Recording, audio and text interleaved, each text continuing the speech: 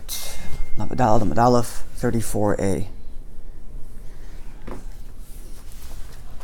Today we get to a question, Robert, you asked a little while ago about doors that only have one doorpost.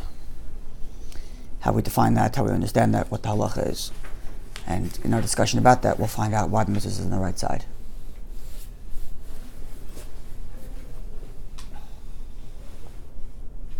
Amar Meimar. That's the line starts the word Amar Meimar. About 10 lines from the top to the top. A little less, a little more, somewhere around there. Yeah? Amar Meimar. Meimar says, Hai Pescha da Karna. This opening that's at the corner. Chayev mezuzah requires a mezuzah. Okay, so this is the halacha. That a door that's at the corner requires a mezuzah. The question is, okay, let's finish it. Let's finish the statement first. Amar Rav Ashi responds to Meimar and asks, Amar Rav Ashi asked the Meimar, it doesn't have any poles, doesn't have any identifiable doorposts, independent of the doors, independent of the walls, because it's the corner. Amar Le, so Meimar responded, Ade Pitsimi, the end of the walls are the poles of the door. Okay, so the question is, what does it look like? So it's actually machlokes. It's a dispute. Rashi says it's actually at the corner. So it is Daled. This picture here. It's a cutout at the corner. Yeah, corner. A corner cutout. It's a cutout of the corner. Yeah, the ends of the walls are the... Yeah, but it actually... but it actually looks like a door. It covers two walls. It covers two walls, right. Yeah. It's literally at a corner. But what if it didn't cover two walls? So... What if it was just at the end of one wall? Okay, we'll get that in a second. What if this opening was... We'll get to that in a second. Okay. We'll get to that in a second. But Rashi describes it's actually in the corner. So two walls that are going diagonally stop, leaving an opening. Yeah? They're going diagonally towards each other, but instead of closing to make a corner, they stop. Stop in their direction. Yeah. Clear? So, when you have it like this, even though the Gemara says that the walls are the corners, right? Each wall ends at a certain point, making it the corner, making it the doorpost. But still, you can see from the picture that it still looks like a doorpost.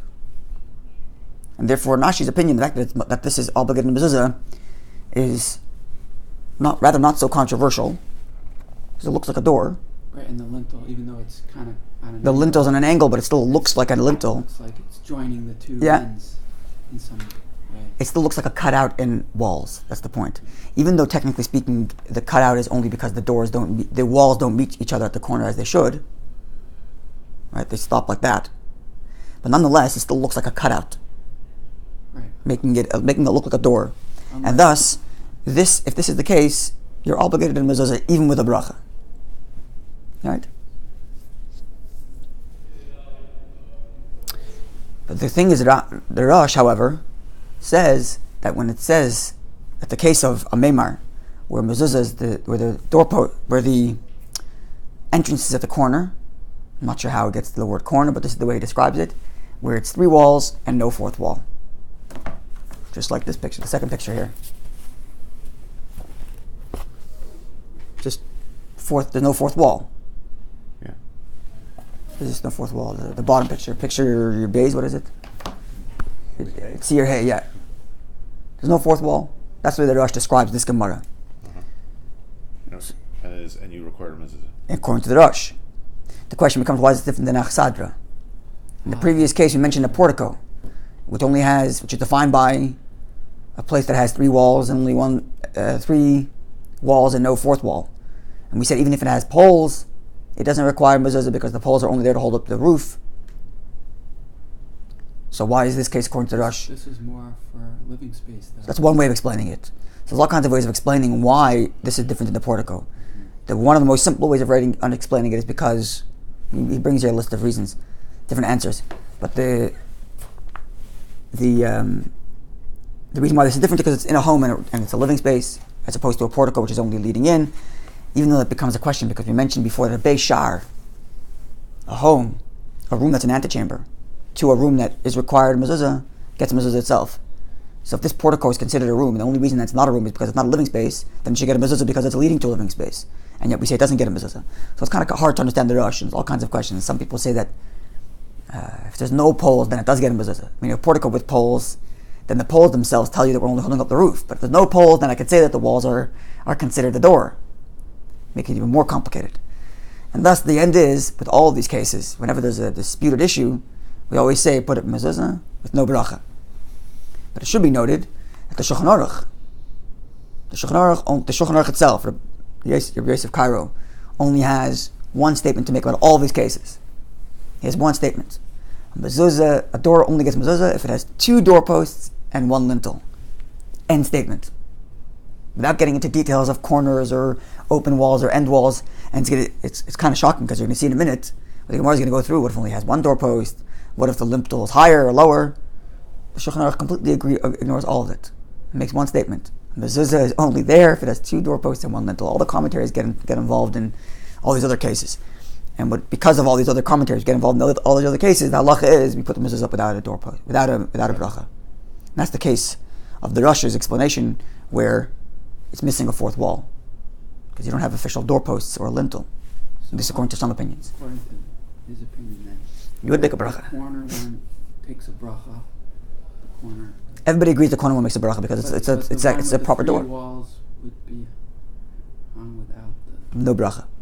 That's the halacha. The Shulchan Aruch would say you don't need one at all because he doesn't quote it. The Rosh would say you do need a bracha, and thus the doubt, and therefore put it up no bracha. Right, want to pass the tissues, please? There's also another case he brings there, I know, where the walls... We're going to get that in a second. That's the next case in the Gemara. It's the next case in the Gemara. Okay, so that's for this case. Does Shulchan Aruch require a mezuzah on every door in the house, or just the Yes. or the front? No, Shulchan Aruch, of course, every door in the house. Every door in the house. That's for sure. Yeah. I don't know where the myth came from of only the front door gets mezuzah. I have no idea where it emerged from. It's a well-followed myth. I know. And I think I understand where it came from. I think it came from the idea that mezuzah is supposed to be identifiable marker that this is a Jewish home. So on the outside, people see that it's a Jewish home. It's good enough. I have to have it on every single door. But the truth is, the halacha is every door. In the Pesach story, they didn't put it on every doorpost. Which Pesach story? Oh. Yeah, I mean, for Yeah, the but- original place of the mezuzah, it's just on the outer door. I don't right? know that that's... so that you know it's a Jewish home. I'm saying what you're saying. That's Yeah. where it comes from. So where did it come that you have to have all these things? Maybe it was a cost factor too. It's too expensive to have on every door. It could be. I don't know. I wonder where it came from. But it's certainly required on every door. Yeah. Okay. So that's the first case in the Gemara. A door at the corner. Rashi says literally a cutout in the corner. And because it's a cutout, it's easily identifiable as a door. And therefore, so far as I can tell, everybody agrees that it requires a mezuzah. Even the Shulchan Aruch, even the Rosh would agree. But the Rosh just says would too. that if it's cut out in a corner, yeah, because it has 2 doorposts and a lintel. That's considered doorpost. Yeah. Just an No, ending of a wall. That's correct. It's because it's a cutout in a wall. When you have a cutout in a wall, that is the doorpost. Right? The only time you're questioning about it is when the doorpost is just a wall I think it is. that you happen to be walking by. It's not considered just a wall. It's a What's the difference between this being just a because wall? There's an end. There's actually The trimming. No, it's not a trimming. There's actually a post I think at the ends of the wall. There's a physical post inside the... So I think That's not what makes it into a door. This might also have a physical post inside, holding up the structure. The point is it's a cutout in the wall. It's not just no wall. In other words, the Rosh's case is not a cutout in the wall. It's just lacking a wall. Whereas in the corner case, there's walls, and there's a cutout in the wall for a door. It just happens to be in the corner, on an angle. But why is it different than any other cutout for any other entrance? One could envision this with a physical door too. With an actual physical door. Right? Whereas the Rosh's case, actually one opinion says that it actually has a door. But still, that would be like a massive room, and there's a massive door covering a whole 4th wall. It's like it's just lacking a wall. And yet, the Rosh says it gets a mezuzah. But I don't think the Rosh would disagree meaning if the Rosh were presented with Rashi's case, that there was a cutout in the corner, I don't think he would say it doesn't get a mezuzah. He would just say it's not the case of the Gemara. But I don't think he would say it doesn't get a mezuzah. Anyway, maybe the reason why he goes with his version is because Rav Ashi asks, why is it getting mezuzah? It's lacking doorposts. And Amema responds, the walls are the doorposts. right? So There seems to be a distinction. yeah, there. in other words, if Rashi's version is right, that it's a cutout in the corner, the Rosh might counter argue and say, well, why didn't Rav Ashi just understand that it's a doorpost? Yeah. What was he troubled with? It's a clear doorpost. He must have been troubled because it didn't look like a doorpost. And therefore the Rosh is going the other direction and saying that the complete wall was missing. And now we understand Rav Ashi's question. Where is the doorpost? And then maybe we'll have to be responding, well, because this case it's a living space, I might say that the wall itself is a doorpost. Because of the conversation back and forth, it makes it, you have to find the situation where it's not so obvious it's a doorpost, but yet there is a doorpost. That's the Gemara's conversation, right? Maybe this is where the discrepancy between Rashi and Rosh come from, perhaps. And also maybe for Rashi, maybe if there's no door, no wall at all, then it's a sidra that Rashi interpret the case. And it's a sidra, that's right.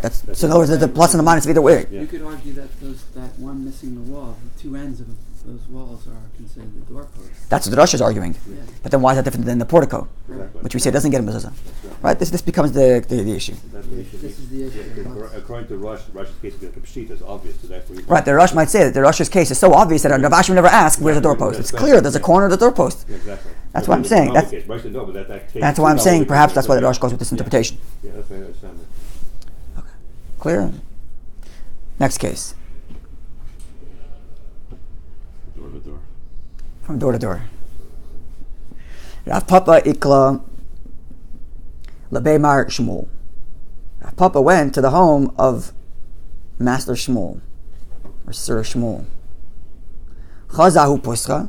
He saw this door, the loy havale, that it didn't have elapatzim echad b'smola.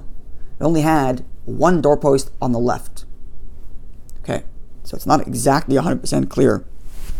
There's more than one version to what this is. Where's the Steinsaltz? It's not even here.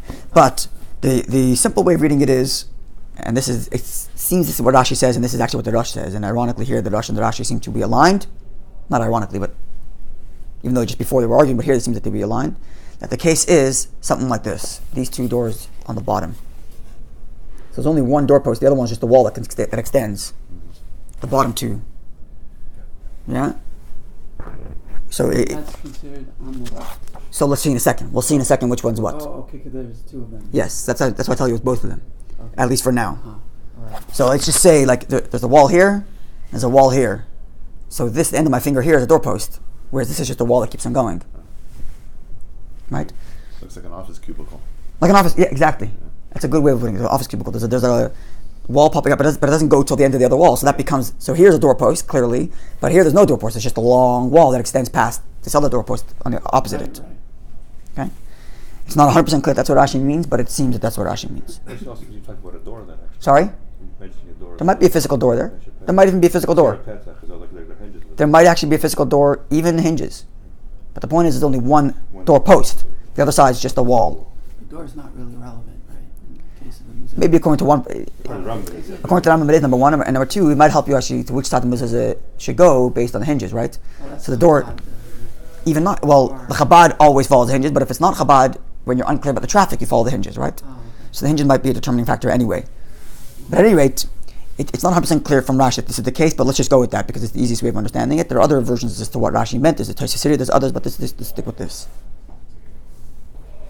So, he saw a door. So Rav Papa went to the home of Master Shmuel, and he saw a door, an entrance that only had one doorpost. The other side was just a wall.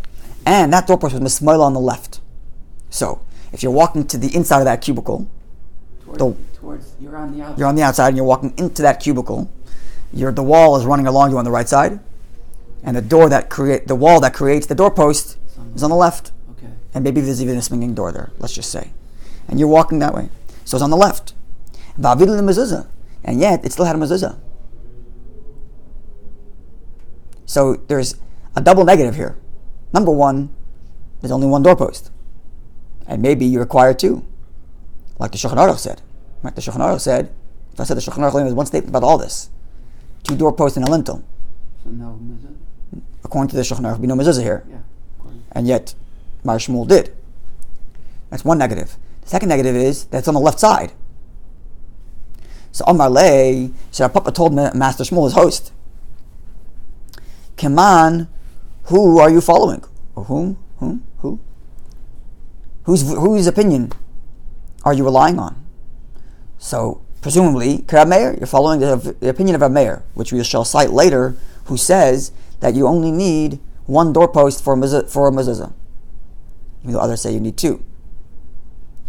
So, Rav Papa continued and saying, okay, Imur the Amar Rav Meir, granted you might follow Rav Meir, who only requires one doorpost, but miyamin. Rav Meir would only say that you require mezuzah with one doorpost if your doorpost was on the right side. Mismoil miyamar. But would he say that if you only had one doorpost on the left, you would have a mezuzah? Seemingly not. End conversation. So Mahi, what are they referencing in their conversation? So first the Gemara is going to go to the issue of the right side, and then the Gemara is going to bring us the views of Rav Meir and the counterparts as to whether or not you need two doorposts or not. So first, the issue of the right side. Mahi, what are they talking about? What was the reference in this conversation? The Tanya, for we've learned. Beischa, Beisecha. The pasuk says, write these verses on the doorpost of your home. Okay? So Beisecha could be read also as Beyascha, adding an aleph. That is to say, write it on your entryway, not just on your door. And thus, it should be written in accordance with the way in which you would enter. And namely, Minayimin, the right side. Ata Omer, you're saying Minayimin, that entry is the right side. Maybe entry is the left side. That's exactly what the verse is telling you when it says Beisecha, your home, which could be read as Biyascha, your entry, that should be on the right side. End quote from the Tanaic text. So now the Gemara analyzes. My Talmud, what are we deriving from the word as your entry? How does as your entry equate or lead to right side? Amar Rabbi says, Derech Biyascha. It should follow the way in which people enter, as opposed to the way in which you exit. And the way in which you enter, Minayimin, is the right side. Why? When a person who's standing still and spontaneously decides to walk, he naturally would move his right leg first. And thus, all entry is considered on your right side. And therefore, it goes on the right side of the door going in rather than the right side going out. Even though people are left-handed. Even though there are people left-handed. There's no distinction left-handed. No. I tried myself. I do actually walk with the left foot first. Are you a lefty? Yeah. Oh, there you go. I never thought about it. I never tried it. Can you be left-footed or right-footed? I don't know, but I tried it after this Gemara. So okay, what do I do? I walk with my left foot first. You start with your left foot. Yeah. And you're right with your left hand as well. Yeah. So it's the whole body. Interesting. Yeah. But there's no I checked. But Allah doesn't make a distinction between that. No. You go according to the majority. Yeah. It's film where you do change. There's a big poem written about that. At any rate, this is one interpretation as to what this means and why the right side. Why the right side? Because the majority of people, when they walk, the right side of their body moves first. That's why it's that expression. You have to get started on the right foot. That's right. Yeah, that's where it comes That's from. correct. It's funny. We just bought a house and had a painter come in to do a quote. I guess he saw I was religious. He was worried that I was worried about superstition, and he's standing outside. 1 second, I have to put my right side in first, right? An Irish guy. Irish guy. An Irish guy. I guess there's some superstition or something. I have to put my right foot first. Like he wanted to make sure he wasn't putting a spell on my home. Yeah. I was just laughing and smiled. It's just funny. An Irish kite. What? An Irish guy. An Irish kite. Yeah. Anyway, we're talking about superstitions and moving into homes. I knew there was some sort of old custom about what you're supposed to bring into your home first. You ever heard of this? Yeah, I've heard things about that's not a lot. What are the things you heard of?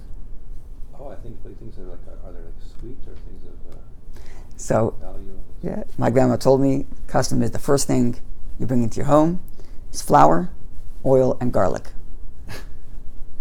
Oil for wealth or something, flour for Sustenance. something. Oh, and then you use it. Then you use that flour, oil, and garlic for your first Shabbos meal or something like that. Okay, I brought it in. My grandma said that's what you do, so I did that.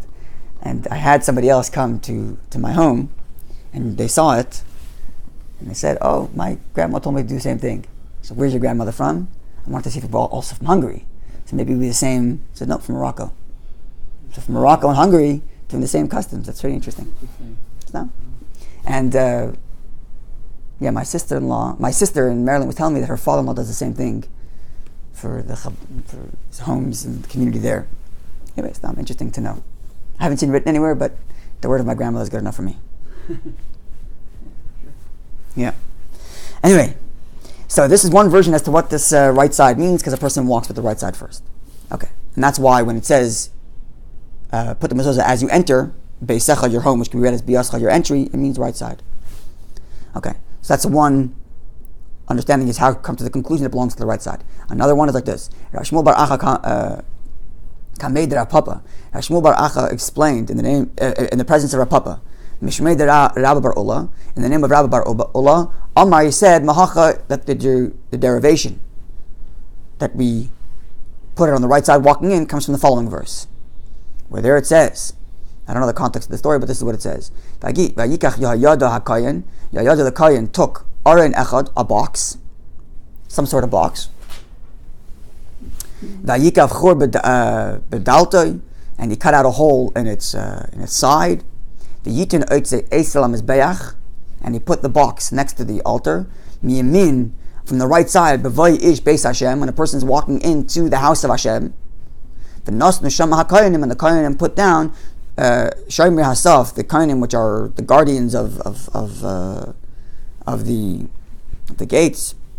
It's called Kesef HaMoved Beis Hashem, all the money that was donated to the house of Hashem. So there was some sort of collection going on at the time. I don't know what the context of the verse is. Do you know the context? The half shekel, maybe? That's what I thought also, but I'm not 100% sure. Anyway, there was some sort of collection, and the Kohanim were putting this collection of money into a box, which Yehoyada the Kohen set up. And the way he set it up was, he set it up on the left side of the Mizbeach, so that when you walk in from the you're walking from the western side, I believe. Right, your entry from the west, and you're walking to the east side of the temple. So the Mizbeach is on the right/southern side, and then you walk past the Kohanim, walk past the altar, and drop the money into the right side of them. The point being that when you're walking in to greet something, it's on your right side. That's what this verse implies. He set it up in such a way that the people entering put it down on their right side, and thus the mezuzah goes on the right side. Those are the two different versions that they had to get to the right side. So now we know where the right issue comes from. Now, where's the dispute between our mayor and Chachamim that you need one mezuzah or two mezuzahs? One doorpost, two doorposts. Sorry? You didn't enter from the east? Yeah. The west is where the Okay, so yes, correct. I did exactly reverse. You enter from the east, and they went to the west, and the mezuzah and the box is on the northern side of the altar, not on the southern side. Do everything I said exactly reverse. You're correct. Flip it. That's correct. Yeah, just flip the whole thing around. But you're right. My apologies. Yeah, it's funny. Yes, correct. Exactly the reverse of what I said. Okay, so two different versions as to how we come to the conclusion that the mezuzah belongs on the right side. Either because that's the way you enter, and the verse says beisecha, which implies entry, or because of this verse which says that the Yehoyada put the box on the right side. So now we know that every mezuzah belongs to the right side. Now let's find this machlekes, this dispute between Rabbi and Chachamim about whether or not you need two doorposts or one doorpost. And then combining the two, you would say that even Rabbi, who says you need one doorpost, still would say the doorpost has to be on the right side. Because no one agrees with this idea that it has to be on the right. And therefore he's questioning. Sorry? On the left. No one agrees with the idea to be on the left side, but the right No one disagrees. Yeah, no one agrees with the idea. No one disagrees. Have a good day. Shabbos. No one disagrees with the fact that it has to be on the right side, and therefore it becomes a question of Mar Shmuel. Why had mezuzah on the left door? Maybe he put it up without a bracha just for extra whatever, but it's certainly not requires a mezuzah. So let's see. Maida Meir. What's this opinion of a mayor that was cited in the conversation, who says that a mezuzah only needs that in order for a door to require mezuzah, it only needs one doorpost. The Tanya, for we've learned, Bayish ein le'ela patzim echad, a home of which the entry only has one doorpost. Rav Meir machab mezuzah. Rav Meir says it requires mezuzah. The Chachamim Paitrin, and the sages say it's exempt. My time, what's the reason? My time of the Rabbanon. What's the reason of the Rabbanon? Why did the Rabbanon say that it has to have two doorposts? And if it only had one, it's exempt. Why? Mezuzah ksiv. The verse says, put it on the doorposts, plural, of your home. So doorposts, you need to have doorposts two, plural. I'm sorry, where does it say that? In the Shema. Write it on the doorposts of your home and of your gates. So it's got to be doorposts, plural. Maybe they're talking about more than one door. That's true. But if I only had one door in my home, period, no mezuzah? Right. but I still have doorposts because I have two doorposts on one door. Right? He doesn't say dalte beisecha, not the doors of your home. Doorposts of your home. Okay, it's not a perfect reading because it could be you would think that you have to put it. No, but also you might think that you. It's also true, but you might think that you have to put it on both of your doorposts, so one on one side and one on the other side, which is not the case. Only is one. But at any rate, the fact that it's plural, the sages derive from there that you need to have at least a plurality of doorposts. Okay, so my time to Rameir. What's Rameir's reasoning? How did he come to the conclusion that you only need one doorpost? The Tanya, we've learnt elsewhere. Mezuzos, the verse says, in one instance, write it on the doorposts, plural. Shemeani, right? There's more than one verse that says, and you shall write this on the doorposts of your home, in the same parsha. No, actually, in two parshas. Right? We have two parshas, one Vahim Shemaya, one Shema. Correct? We have two parshas, two sections of the Torah written on our mezuzah, each of which say to write this on your doorposts. Right?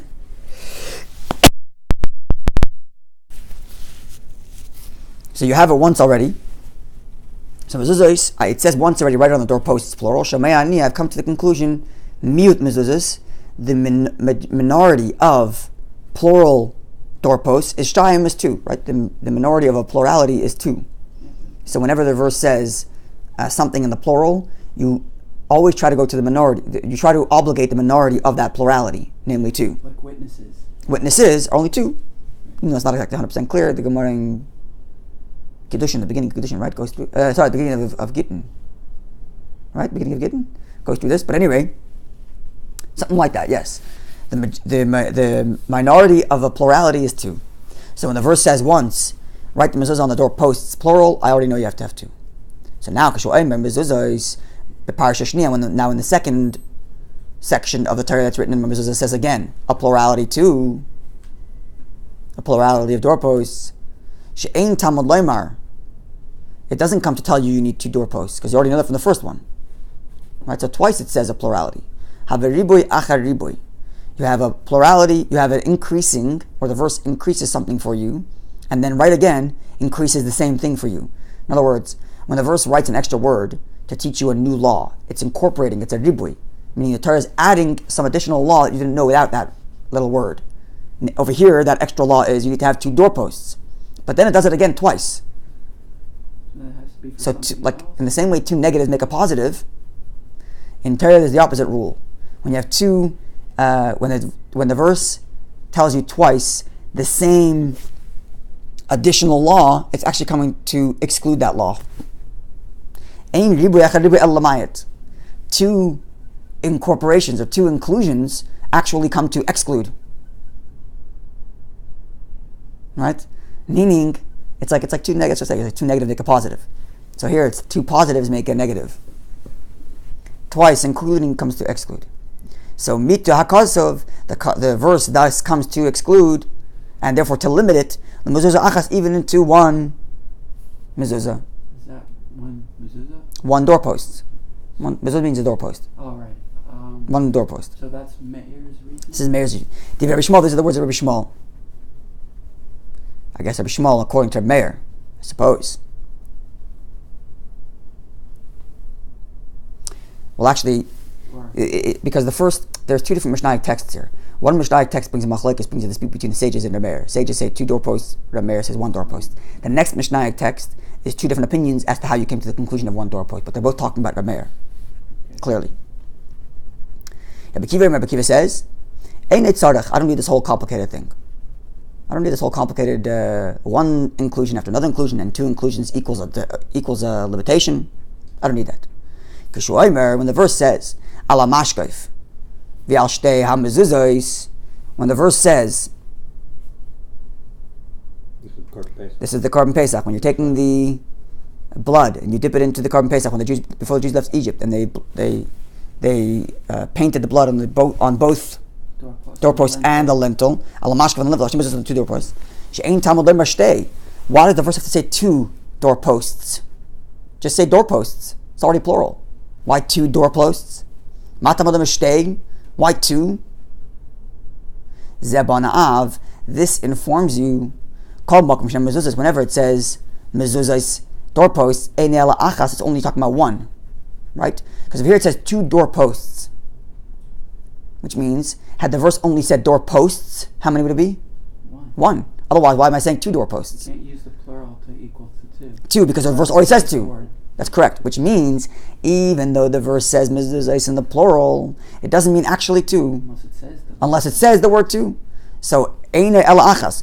So exactly what you said. Kol makom shenemar mezuzos. Anywhere it says the word mezuzos, doorposts. Eine ela achas. I'm talking about one doorpost. Until the verse explicitly states twice. How do I know that? Because elsewhere the verse says two doorposts, and therefore, actually, this is actually the most simplistic reading, even though it sounds complicated. Because, like you were saying, the verse is talking doorposts of all the people, and that's why it's in the plural. Or doorposts. I have more than one doorpost in my home. It doesn't mean two doorposts on one door. It doesn't have to mean that. And then to further solidify that, elsewhere, where it is talking about one door, it says two doorposts. Because over there, it's actually talking about only one door. Your home, not every door in your house, only the front door, and two doorposts. The two doorposts of all the people. So the doorposts can remain plural, talking about all people, and for your individual home, it's two. And therefore, when I say doorposts elsewhere, I'm talking about a plurality of people, but in your home, it's only one doorpost. So here we have two different understandings as to how we came to the conclusion that you only need one doorpost. And this would be the version of a mayor, but yet, this must be only if it's on the right side. Now, as far as the halacha goes, it's machlekes. The Shulchan Aruch, as I mentioned, only said one statement about all of this. You need two doorposts and a lintel. That's all the Shulchan Aruch said. So the Shulchan Aruch is clearly following the sages. Whereas others follow Rabbi Meir, others rule like Rabbi Meir. That one doorpost is enough. And thus the halacha is mezuzah without a bracha. That's the halacha. That's the common practice. When you have, but it's interesting, I'm just thinking about this now. Why would some people follow Rabbi Meir in the face of a majority? Usually when there's a majority of people speaking in a minority, you follow the majority. And here the sages, plural, versus Rabbi Meir, singular. So why are some people following Rabbi Meir? So perhaps, first of all, Rabbi Shmuel and Rabbi Akiva both give reasons for Rabbi Meir's opinion. So maybe they're also in the camp of Rabbi Meir. So you already have three people speaking, agreeing with that one opinion. So maybe it's taking it out of the singular person into a plural. And then perhaps even Mar Shmuel, who put up mezuzah on his doorpost, that had one thing, even though it was on the left side, maybe he's also indicating that he follows Rabbi Meir. So it's not so clear cut one person on saying his opinion versus everybody else on the other side. Because here you have Akiva and Shmuel backing him up. So maybe it isn't such a clear cut case of usually where it's one versus where it's a single person speaking versus multiple people speaking, and we always follow the multiple. But here it's three people speaking already, so maybe it balances that. Perhaps, I don't know. But anyway, this is the halacha. The Shulchan Aruch says you follow Chachamim, you have to have two doorposts. Others say one doorpost on the right side is enough. And the halacha is you put it up without a bracha. It's also possible that Akiva and Rabbi Shmuel are arguing about two mezuzahs. That's what Chama said to the Brisa. Interesting point. Because the question is raised, why don't you put it on both left and right? That's a good point. We don't hold questions, but the question is raised. So they could be arguing. The same Brisa are referred to doorposts or referred to mezuzahs? Like you were saying. Yeah. Yeah, it's a good point. That's because the coming wouldn't argue with the Brisa because they're both these are Rabbi Akiva and Rabbi Shmuel. It's like another third opinion. So you can say, first the mezuzah itself, and then put on one. Have a wonderful day and a good Ner Shabbos.